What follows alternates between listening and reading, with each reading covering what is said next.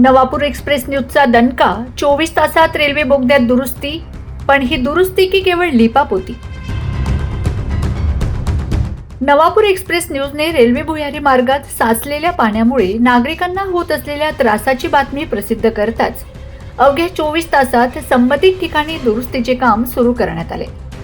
प्रशासनाने तातडीने हालचाली केल्याने नागरिकांमध्ये समाधानाची भावना असली तरी ही केवळ तात्पुरती मलमपट्टी आहे की कायमस्वरूपी उपाययोजना, असा प्रश्न आता उपस्थित होत आहे. कोट्यावधी रुपयांचा खर्च करून उभारण्यात आलेल्या रेल्वे भुयारी मार्गात पावसाचे पाणी साचणे ही गंभीर बाब आहे. दुरुस्ती करण्यात आली असली तरी पाणी साचण्याचे मूळ कारण काय, याचा शोध घेऊन त्यावर कायमस्वरूपी तोडगा काढणे आवश्यक असल्याची मागणी नागरिक करत आहेत.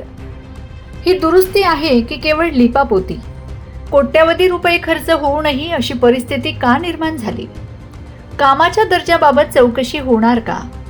संबंधित ठेकेदार आणि जबाबदार अधिकाऱ्यांची जबाबदारी निश्चित केली जाणार का? दोषी आढळल्यास त्यांच्यावर कठोर कारवाई होणार का? भविष्यात पुन्हा पाणी साचू नये यासाठी कायमस्वरूपी उपाययोजना केव्हा होणार? शासन या संपूर्ण प्रकरणाची स्वतंत्र चौकशी करणार का?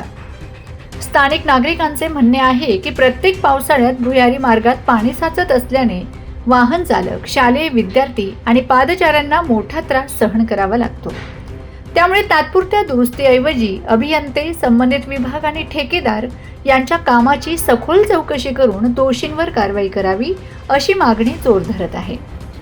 नवापूर एक्सप्रेस न्यूजने हा प्रश्न लावून धरल्यानंतर प्रशासनाने हालचाल केली असली तरी नागरिकांचे म्हणणे स्पष्ट आहे. दुरुस्ती नव्हे तर कायमस्वरूपी उपाय हवा. आता सर्वांचे लक्ष शासन आणि रेल्वे प्रशासनाच्या पुढील भूमिकेकडे लागले असून या प्रकरणाची निष्पक्ष चौकशी करून जबाबदारांवर कारवाई केली जाते का, याकडे नागरिकांचे लक्ष लागले आहे.